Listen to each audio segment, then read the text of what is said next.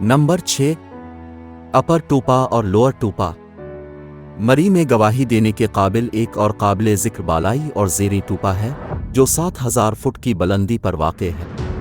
मज़ीद बरा बालाई और ज़ेरी टूपा मौसम गर्मा की शदीद गर्मी में सयाहों के लिए एक खुशगवार रास्ता फराहम करता है।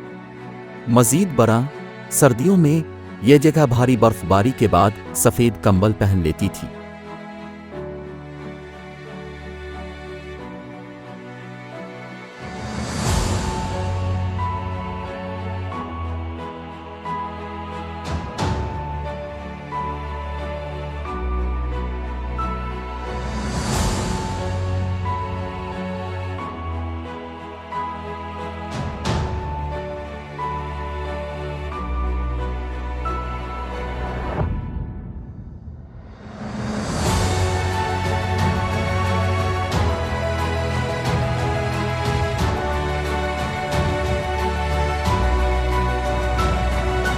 नंबर 8।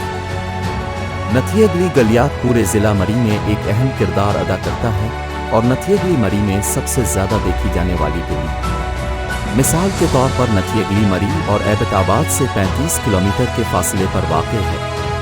ये 8400 फुट की बुलंदी पर बुलंद है। मज़ीद ये कि नथिएगली कश्मीर और कोहिस्तान की बर्फपोश चोटियों के पस मंज़र के साथ हैरत अंगेज़ नज़ारे पेश करता है। नांगा पर्वत के बेपना पहाड़ साफ आब व हवा में देखे जा सकते हैं।